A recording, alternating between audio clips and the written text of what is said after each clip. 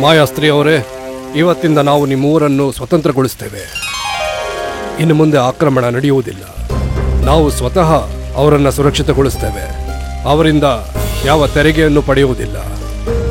ನೀವೆಲ್ಲರೂ, ನಿಮ್ಮ ತಂಗಿ ಮೋಹಿನಿ, ಅವರ ಗುರು, ನೀವೆಲ್ಲ ನಿಮ್ಮ ಇಚ್ಛೆಯ ಪ್ರಕಾರ ನಿಮ್ಮ ಸಂಪ್ರದಾಯದೊಂದಿಗೆ ಜೀವನವನ್ನು ನಡೆಸಬಹುದು. ಪಂಡಿತ ರಾಮಕೃಷ್ಣ, ಇವತ್ತು ಇಲ್ಲಿಗೆ ಈ ಸ್ಪರ್ಧೆಯನ್ನು ಮುಕ್ತಾಯಗೊಳಿಸೋಣ. ಮತ್ತೆ ನಿನ್ನ ಸೋಲಿನ ಫಲಿತಾಂಶ ಏನೆಂದರೆ, ನಾಳೆ ವಿಜಯನಗರದ ಮೇಲೆ ದಾಳಿ ಖಂಡಿತವಾಗ್ಲೂ ಆಗುತ್ತೆ.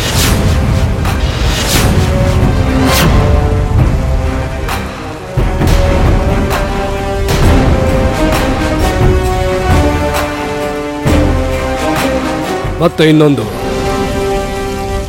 ಕೊನೆಯಲ್ಲಿ ನಾವು ಹೇಳಲು ಬಯಸುವುದೇನೆಂದರೆ, ಪಂಡಿತ ರಾಮಕೃಷ್ಣರು ಸ್ಪರ್ಧೆಯನ್ನೇನು ಗೆಲ್ಲಲಿಲ್ಲ, ಆದರೆ ಇವರು ಮೊಘಲ್ ದರ್ಬಾರಿನ ಹೃದಯವನ್ನು ಗೆದ್ದಿದ್ದಾರೆ. ಮತ್ತೆ ಇದಕ್ಕೆ ನಾವು ನಿಮಗೆ ಶುಭಾಶಯವನ್ನು ಹೇಳ್ತೇವೆ. ಮತ್ತೆ ಈ ಘೋಷಣೆಯನ್ನು ಮಾಡುತ್ತೇವೆ, ನೀವು ಮತ್ತು ನಿಮ್ಮ ಸಹಪಾಠಿಗಳು ವಿಜಯನಗರಕ್ಕೆ ತೆರಳಲು ಸ್ವತಂತ್ರರಾಗಿದ್ದೀರಿ.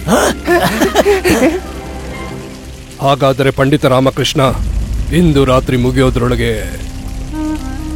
ಇಲ್ಲಿಂದ ನಿಮ್ಮನ್ನು ಹೊರಡಲು ಆದೇಶ ನೀಡುತ್ತೇವೆ. ಇಲ್ಲವೆಂದರೆ ನಿಮಗೆ ಗೊತ್ತೇ ಇದೆ ಪರಿಣಾಮ ಏನಾಗುತ್ತೆ ಅಂತ.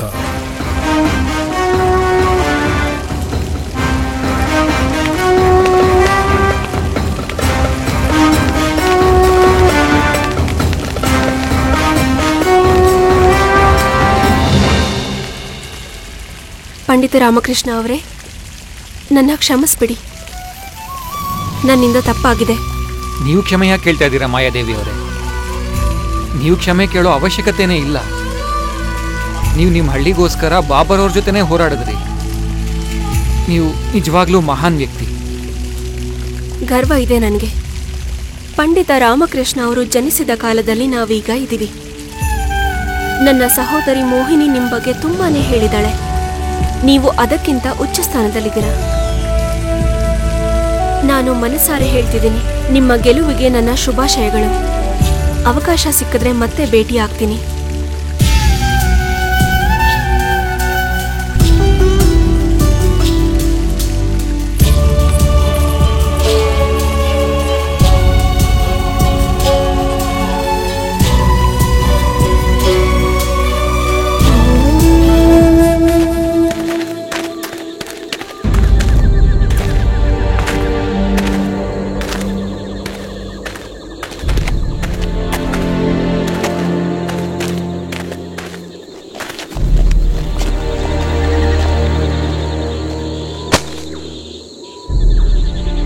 ಪಂಡಿತ ರಾಮಕೃಷ್ಣ, ನಾವು ಸದಾ ನಿಮ್ಮನ್ನು ಸೋಲಿಸಲು ಪ್ರಯತ್ನಿಸಿದ್ವಿ.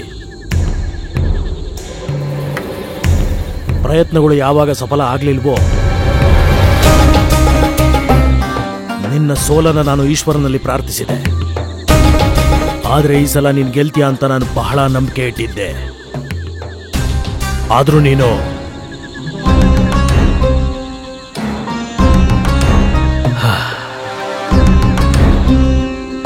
ಮನುಷ್ಯ ಜೀವನದಲ್ಲಿ ತುಂಬಾ ಸೋಲನ್ನು ನೋಡ್ತಾನೆ.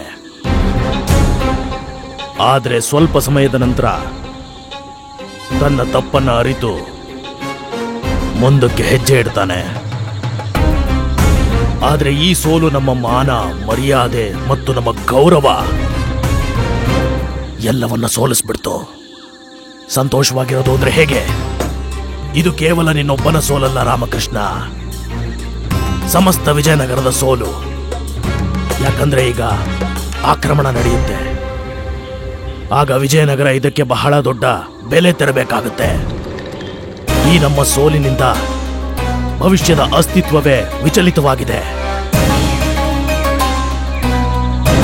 ನಮಗಾಗಿ ಕಾಯ್ತಾ ಇರೋ ಮಹಾರಾಜ ಕೃಷ್ಣದೇವರಾಯರಿಗೆ ಏನು ಉತ್ತರ ಕೊಡೋದು? ಈಗ ಭಗವಂತನಿಗೆ ಗೊತ್ತು ಮುಂದೇನಾಗುತ್ತೆ ಅಂತ. ತನ್ನ ಸೋಲನ್ನ ತಾನೇ ಒಪ್ಕೊಳ್ಳೋ ತನಕ ಯಾವ ವ್ಯಕ್ತಿ ಕೂಡ ಸೋಲೋದಿಲ್ಲ. ಎಲ್ಲಿವರೆಗೂ ಪ್ರಯತ್ನ ಇರುತ್ತೋ ಅಲ್ಲಿವರೆಗೂ ಸೋಲೋದಕ್ಕೆ ಸಾಧ್ಯ ಇಲ್ಲ. ಪ್ರಯತ್ನ ಪಟ್ರೆ ಆ ಪರಮೇಶ್ವರನ್ನೇ ಒಲಿಸ್ಕೊಳ್ಬಹುದು, ಅಂತಾದ್ರಲ್ಲಿ ಗೆಲುವು ಕಷ್ಟನ. ಬರೋ ಪ್ರತಿ ಸೋಲನ್ನು ಗೆಲುವಾಗಿ ಪರಿವರ್ತಿಸೋ ಅವಕಾಶ ಇರುತ್ತೆ. ಮನಃಪೂರ್ವಕವಾಗಿ ಸೋಲನ್ನ ಒಪ್ಕೋಬಾರ್ದು ಅಷ್ಟೇ. ನನಗನ್ಸುತ್ತೆ ನೀನಿನ್ನೂ ಸೋಲಿನ ಆಘಾತದಿಂದ ಆಚೆ ಬಂದಿಲ್ಲ ಅಂತ. ತಡರಾತ್ರಿ ಆಗಿದೆ. ಆ ಸೋಲಿನಿಂದ ಆಚೆ ಬರೋದನ್ನ ನೋಡು. ಸಮಯ ಕಡಿಮೆ ಇದೆ. ನಾವು ವಿಜಯನಗರಕ್ಕೆ ಹೋಗಿ ಮಹಾರಾಜರಿಗೆ ವಿಷಯ ತಿಳಿಸ್ಬೇಕು. ಮತ್ತಿದನ್ನ ಮರಿಬೇಡ ಪಂಡಿತ ರಾಮಕೃಷ್ಣ. ಶಹನ್ಶಾ ಬಾಬರ್ ಇಲ್ಲಿಂದ ಬೇಗ ಹೊರಡೋದಕ್ಕೆ ಆಜ್ಞೆ ಮಾಡಿದ್ದಾರೆ. ಗುರುಗಳೇ, ಬಾಬರಿ ಹೊತ್ತಲ್ಲಿ ಏನ್ ಮಾಡ್ತಿರ್ಬೋದು? ಮಣಿ, ಪಂಡಿತ ರಾಮಕೃಷ್ಣನ ಈ ಪ್ರಶ್ನೆಗೆ ನೀನೇ ಉತ್ತರ ಕೊಡು. ಆದ್ರೆ ನಾನೇನ್ ಮಾಡ್ಲಿ, ನೀನೇ ಹೇಳೋ. ಆದ್ರೆ ನನಗೆ ಗೊತ್ತಿದೆ, ಈ ಸಮಯ ಶಹನ್ಶಾಬಾಮ ರಾತ್ರಿಯ ಭೋಜನವನ್ನು ಮಾಡ್ತಿರ್ತಾನೆ. ನಾನು ಈ ಸಮಯದ್ದಲ್ಲ, ಅವರ ದಿನಚರಿ ಹೇಗಿರುತ್ತೆ ಅಂತ ಕೇಳ್ತಿದ್ದೀನಿ. ಸಾಮಾನ್ಯ ದಿನಗಳಲ್ಲಿ ಅವರ ದಿನಚರಿ ಹೇಗಿರ್ಬೋದು? ಇನ್ ಹೇಗಿರುತ್ತೆ ಹೇಳು? ಬೆಳಿಗ್ಗೆ ಎದ್ದೇಳ್ತಾನೆ, ಪರ್ಯಟನೆಗೆ ಹೊರಡ್ತಾನೆ. ನಂತರ ದರ್ಬಾರಿಗೆ ಹೋಗಿ 4-5 ಮಂದಿಗೆ ನೇಣಿಗೆ ಆಜ್ಞೆ ಮಾಡ್ತಾನೆ. ಏನ್ ಹೇಳಿದ್ರಿ ನೀವು ಗುರುಗಳೇ? ಪರ್ಯಟನೆ ಹೋಗ್ಬೋದು ಅಂತನಾ? ಅಯ್ಯೋ ಪಂಡಿತ ರಾಮಕೃಷ್ಣ, ಅವನ್ ಪರ್ಯಟನೆಗಾದ್ರೂ ಹೋಗ್ಲಿ ಅಥವಾ ಬೇರೆಯವ್ರಿಗೆ ದಾನ ಧರ್ಮನಾದ್ರೂ ಮಾಡ್ಲಿ, ಆದ್ರಿಂದ ನಮಗೇನಾಗ್ಬೇಕು ಹೇಳು? ನಾವುಗಳು ಹೇಗೋ ಬಂದು ಪಾರಾಗಿದ್ದೀವಿ. ಏನ್ ನಡಿಬೇಕು ಅದಾಗೋಯ್ತು. ಮಲ್ಕೊಳ್ಳಿ, ಇಲ್ಲೇ ಮಲ್ಕೊಳ್ಳಿ.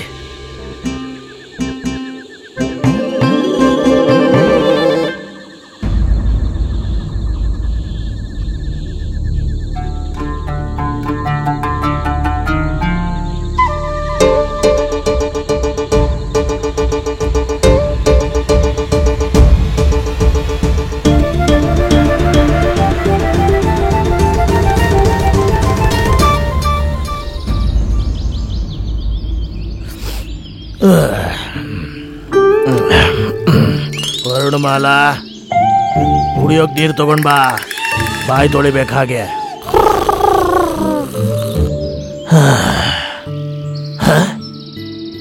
ಅಯ್ಯೋ ವರುಣಮಾಲಾ ಇಲ್ಲಿ ಹೇಗಿರ್ತಾಳೆ?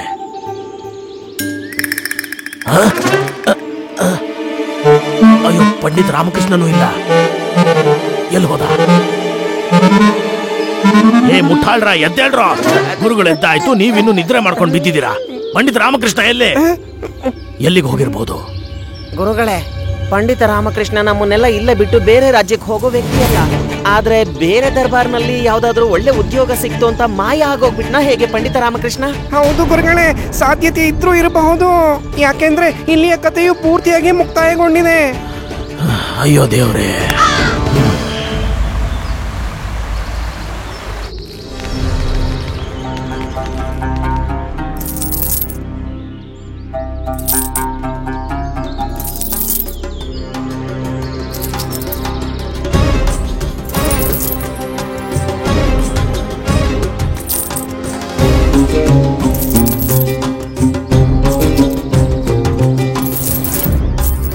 ಶಹನ್ಶಾ, ನೀವು ನಮ್ಮಂತ ಬಡಪಾಯಿಗಳ ಮೇಲೆ ದಯ ತೋರಿಸ್ತಾ ಇದ್ದೀರಾ. ಅಲ್ಲ, ನಿಮ್ಗೆ ಯಾವುದೇ ತೊಂದರೆ ಬರ್ದಿರೋ ತರ, ಯಾರ ಕಣ್ಣು ಬೀಳ್ದಿರೋ ತರ ನಿಮ್ಮನ್ನ ಸದಾ ಸುಖವಾಗಿಟ್ಟಿರ್ಲಿ.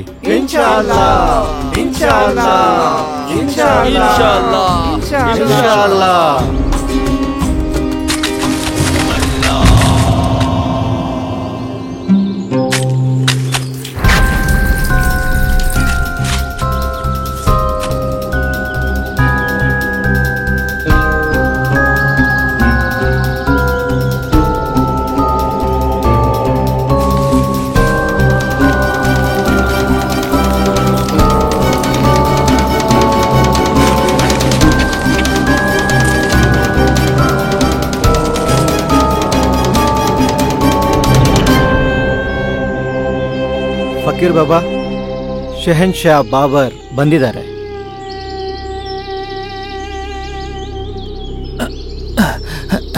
ಮಹಾರಾಜ್ರೆ, ಈ ಒಬ್ಬ ಫಕೀರನ ಆದಾಬ್. ಆದಾಬ್.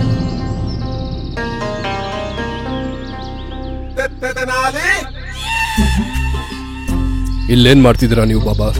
ಅದೇನಂದ್ರೆ ಮಹಾರಾಜ್ರೆ, ಬೀಜ ನೆಡ್ತಿದ್ದೆ. ಒಂದು ದಿನ ಇದು ದೊಡ್ಡ ಮಾವಿನ ಮರ ಆಗುತ್ತೆ. ಬಾಬಾ, ನೀವು ಈ ವಯಸ್ಸಿನಲ್ಲಿ ಬೀಜವನ್ನು ನೆಡ್ತಾ ಇದ್ದೀರಾ.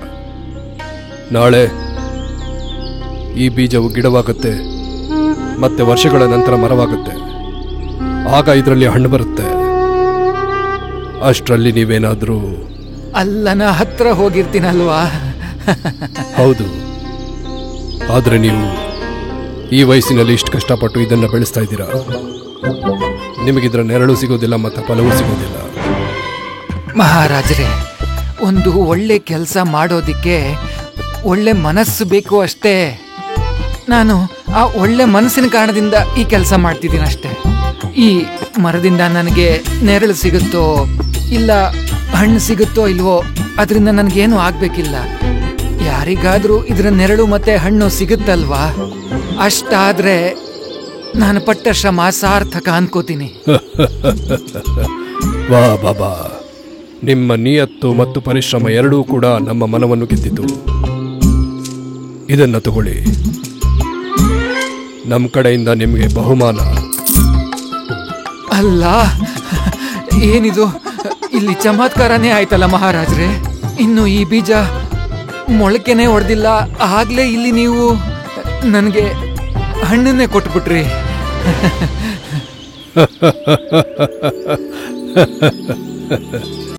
ಬಾಬಾ, ನಾವು ನಿಮ್ಮ ಬುದ್ಧಿವಂತಿಕೆಗೆ ತುಂಬಾ ಸಂತೋಷ ಪಡ್ತೇವೆ. ಇದನ್ನ ತಗೊಳ್ಳಿ, ಈ ಬಹುಮಾನ ನಿಮ್ಮ ಬುದ್ಧಿವಂತಿಕೆಗೆ ತಗೊಳ್ಳಿ. ಅಲ್ಲ ಅಲ್ಲ, ಚಮತ್ಕಾರದ ಮೇಲೆ ಚಮತ್ಕಾರ. ಮಹಾರಾಜ್ರೆ, ಹಣ್ಣಿನ ಮರ ಒಂದು ಇಡೀ ವರ್ಷದಲ್ಲಿ ಒಮ್ಮೆ ಮಾತ್ರ ಹಣ್ಣು ಕೊಡುತ್ತೆ. ಆದ್ರೆ ನನಗಿಲ್ಲಿ ಒಂದೇ ಬಾರಿಗೆ ಎರಡೆರಡು ಉಡುಗೊರೆ ತಗೊಳ್ಳುವಂತ ಭಾಗ್ಯ ಸಿಕ್ಕಿದೆ.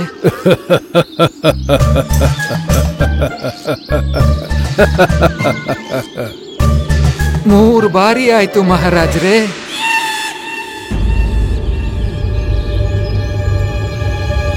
ಏನ್ 3 ಸಲ ಆಯ್ತು ಬಾಬಾ? ನಮ್ಮ ಮಹಾರಾಜರು 3 ಬಾರಿ ನಕ್ಬಿಟ್ರು. ಅದಕ್ಕೆ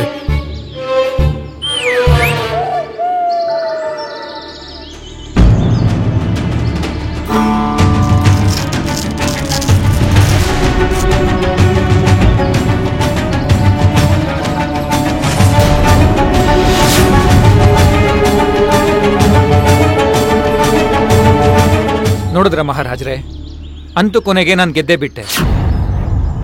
ನಾನ್ ನಿಮ್ಮನ್ನ ನಗ್ಸೋದ್ರಲ್ಲಿ ಸಫಲನಾಗ್ಬಿಟ್ಟೆ. ಆಸ್ಥಾನದಿಂದ ಹೊರಗಿರ್ಬೋದು, ಆದ್ರೆ ಆಸ್ಥಾನದಲ್ಲೇ ನಗಿಸ್ತೀನಿ ಅನ್ನೋ ಷರತ್ತನ್ನ ನೀವು ಹಾಕಿರ್ಲಿಲ್ಲ. ವಂಚನೆ, ಶಹನ್ಶಾ ಬಾಬರನಿಗೆ ವಂಚನೆ. ಈ ಮೂರ್ಖ ಇಲ್ಲಿ ನಿಂತಿದ್ದಾನೆ, ನೀವು ಕೈ ಕಟ್ಕೊಂಡು ನಿಂತಿದ್ದೀರಾ. ಏನ್ ಮಹಾರಾಜ, ನೀವು ಕೋಪ ಮಾಡ್ಕೋತಾ ಇದ್ದೀರಾ? ಮಹಾರಾಜ, ನಿಮ್ಗೆ ನಗುವಂತೂ ಬಂತಲ್ವಾ? ಮಂತ್ರಿಗಳೇ,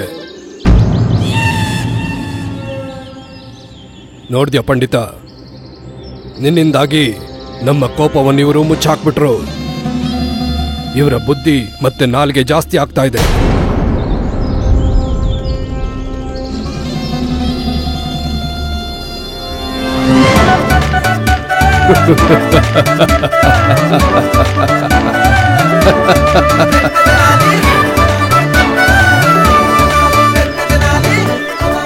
ಭಲೆ ಪಂಡಿತ, ಅದೃಷ್ಟವು ಗೆಲುವನ್ನ ನಿನ್ನ ಮಡಿಲಲ್ಲಿ ಹಾಕಲೇಬೇಕಾಯಿತು.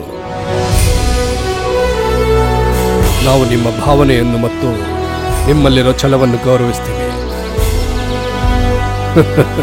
ಮಂತ್ರಿಗಳೇ, ಇವರಿಗೆ ಇವರ ಭಾವನೆಗಳಿಗೆ ಉಡುಗೊರೆಗಳ ಮಳೆ ಸುರಿಸಿ. ಬೇಡ ಮಹಾರಾಜ್ರೆ, ನನಗೆ ಈ ಉಡುಗೊರೆಗಳ ಅವಶ್ಯಕತೆ ಇಲ್ಲ. ಪಂಡಿತರೇ, ವಿಜಯನಗರದ ಮೇಲೆ ದಾಳಿ ಅಂತೂ ನಿಲ್ಲಲ್ಲ. ದಾಳಿ ಅಂತೂ ಖಂಡಿತ ಆಗುತ್ತೆ.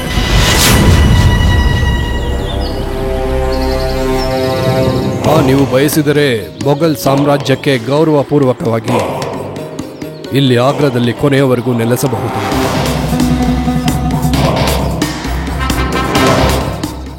ನೀನು ನಿನ್ನ ಜೀವನದಲ್ಲಿ ಅಷ್ಟೊಂದು ಸಂಪತ್ತನ್ನು ನೋಡಿರೋದಿಲ್ಲ, ಅಷ್ಟು ನಿನಗೆ ಕೊಡುತ್ತೇವೆ. ನಾವು ನಿಮ್ಮ ಕುಟುಂಬವನ್ನು ದಾಳಿಯ ನಡುವೆ ಕೂಡ ಸುರಕ್ಷಿತವಾಗಿ ಕರೆತರುತ್ತೇವೆ.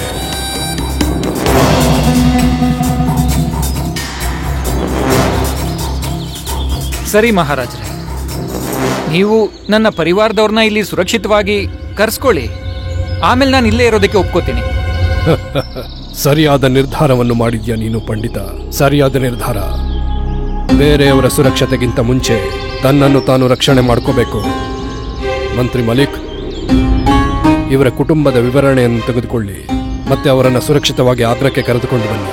ಸರಿ ಮಹಾರಾಜ. ಏನಿಲ್ಲ, ನನಗೆ ಬರೀ ಒಂದು 25,000 ಮನೆಗಳು, ಮನೆಯವರಿಗೆ ಊಟ ತಿಂಡಿ ಮಾಡ್ಕೊಳ್ಳೋದಕ್ಕೆ ವ್ಯವಸ್ಥೆ, ಒಂದು ಭವ್ಯವಾದ ಮನೆ ಬೇಕು. ಆದರೆ ಕೊಟ್ಟುವೆ ಪಂಡಿತ, ನಿನಗೆ ಬೇಕಾದ್ದನ್ನೆಲ್ಲ ನಾವು ಕೊಟ್ಟುವೆ. ಅದಕ್ಕೆ ಪ್ರತಿಯಾಗಿ ನೀನು ನಮ್ಮ ದರ್ಬಾರಿನ ಮುಖ್ಯ ಸಲಹೆಗಾರನಾಗಬೇಕಾಗುತ್ತೆ. ಖಂಡಿತ ಮಹಾರಾಜರೇ, ಖಂಡಿತ. ನನ್ನ ಪರಿವಾರದ 2.5 ಲಕ್ಷ ಜನರನ್ನ ಇಲ್ಲಿ ಕರೆಸ್ಕೊಂಡ್ಬಿಡಿ. ಮತ್ತೆ ನನ್ನ ಪರಿವಾರದ ಮುಖ್ಯಸ್ಥರನ್ನ ಗೌರವಪೂರ್ವಕವಾಗಿ ಹಾಗೆ ಆದರಪೂರ್ವಕವಾಗಿ ಸ್ವಯಂ ನೀವೇ ಶೆಹನ್ಶಾ ಬಾಬರ್ ವಿಜಯನಗರದಿಂದ ಆಗ್ರಾ ಕರ್ಕೊಂಡು ಬನ್ನಿ. ಅದಾದ್ಮೇಲೆ ನೀವ್ ಏನ್ ಹೇಳ್ತಿರೋ ಅದನ್ನ ನಾನು ಖಂಡಿತ ಮಾಡ್ತೀನಿ. 2.5 ಲಕ್ಷ ಜನ ನಿಮ್ಮ ಕುಟುಂಬದವರು? ಏನು ಹೇಳ್ತಾ ಇದ್ದೀರಾ? ಹೌದು, ಮುಖ್ಯಸ್ಥ ಯಾರು? ಇಡೀ ವಿಜಯನಗರನೇ ನನ್ನ ಕುಟುಂಬ ಮಹಾರಾಜ. ಮತ್ತೆ ನನ್ನ ಕುಟುಂಬದ ಮುಖ್ಯಸ್ಥರು ಮಹಾರಾಜ ಶ್ರೀ ಕೃಷ್ಣದೇವರಾಯ. ಒಂದ್ ವೇಳೆ ನೀವು ಅವ್ರನ್ನ ಇಲ್ಲಿ ಕರ್ಕೊಂಡು ಬಂದ್ರೆ ನಾನು ನಿಮ್ಮ ಆಸ್ಥಾನಕ್ಕೆ ಸೇರೋದ್ರಲ್ಲಿ ಯಾವುದೇ ಅನುಮಾನ ಬೇಡ. ಆದ್ರೆ ನೆನ್ಪಲ್ಲಿರ್ಲಿ, ಮಹಾರಾಜರು ಕತ್ತಿ ವರ್ಷಲಿ ತುಂಬಾ ಕುಶಲರು, ಸ್ವಲ್ಪ ಹುಷಾರು, ನಿಮಗ್ ಕಷ್ಟ ಆಗ್ಬೋದು.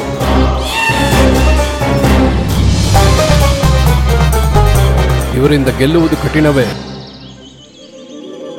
ನಿನ್ನ ಹತ್ರ ಭಗವಂತನು ನೀಡಿರುವ ಆ ಪ್ರತಿಭೆ ಇದೆ. ಅದರಿಂದ ಇಲ್ಲಿ ಯಾರು ಕೂಡ ಯಾವ ಸ್ಪರ್ಧೆಯಲ್ಲೂ ಮತ್ತು ವಾದವಿವಾದದಲ್ಲಿ ಗೆಲ್ಲಲು ಸಾಧ್ಯವಿಲ್ಲ.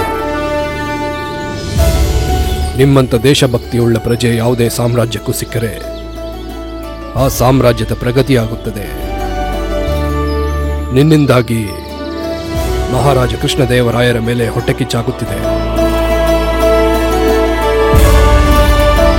ಕೊನೆಗೂ ಒಬ್ಬ ಒಳ್ಳೆಯ ದೇಶಭಕ್ತನ ಮಾತನ್ನು ನಾವು ಒಪ್ಪಲೇಬೇಕು. ನಾವು ಸೋತ್ವಿ ಮತ್ತೆ ನೀನು ಗೆದ್ದೆ ಅಂತ. ಕೊನೆಗೂ ನೀನು ನನಗೆ ಕಲಿಸೇ ಬಿಟ್ಟೆ ಏನೆಂದರೆ ಬುದ್ಧಿ ಶಕ್ತಿಗಿಂತ ದೊಡ್ಡದಾಗಿರುತ್ತೆ ಅಂತ. ನಿನ್ನ ಮಾತನ್ನು ಒಪ್ಪಿಸ್ಕೊಂಡ್ಬಿಟ್ಟಿಯಲ್ಲ ಪಂಡಿತ ರಾಮಕೃಷ್ಣ. ನಮ್ಮ ಆಸ್ಥಾನಕ್ಕೆ ನಿನ್ನನ್ನು ಸಲಹೆಗಾರ ಮಾಡಿಕೊಂಡರು, ಆದರೆ ನಿನ್ನ ಹೃದಯದಲ್ಲಿ ಮಹಾರಾಜ ಕೃಷ್ಣದೇವರಾಯರ ಸ್ಥಾನವನ್ನು ಪಡೆಯುವುದಕ್ಕಾಗುವುದಿಲ್ಲ.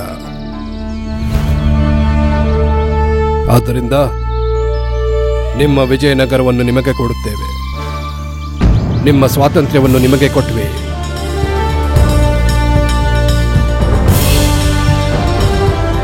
ನಾವು ಬದುಕಿರುವವರೆಗೂ ವಿಜಯನಗರದ ಮೇಲೆ ಆಕ್ರಮಣವನ್ನು ಯಾರೂ ಮಾಡುವುದಿಲ್ಲ. ಧನ್ಯವಾದಗಳು ಮಹಾರಾಜರೇ, ನಿಮಗೆ ತುಂಬಾನೇ ಧನ್ಯವಾದಗಳು. ಪಂಡಿತ ರಾಮಕೃಷ್ಣರೇ, ನೀವು ಆದಷ್ಟು ಬೇಗ ಇಲ್ಲಿಂದ ಹೊರಡಿ. ಮಹಾರಾಜರು ಮನಸ್ಸು ಬದಲಾಯಿಸಕ್ ಮುಂಚೆ ಬೇಗ ಇಲ್ಲಿಂದ ಹೊರಡಿ. ಮಂತ್ರಿ ಮಲಿಕ್ ಇವರ ಪ್ರಯಾಣಕ್ಕೆ ಸಿದ್ಧತೆಯನ್ನು ಮಾಡಿ ಮತ್ತೆ ಮಹಾರಾಜ ಕೃಷ್ಣದೇವರಾಯರಿಗೆ ಮುಖ್ಯವಾದ ಸಂದೇಶವನ್ನು ಕಳುಹಿಸಿ. ಪಂಡಿತ, ನಮ್ಮನ್ನು ಅಪ್ಪಿಕೊಳ್ಳುವುದಿಲ್ಲವೇ?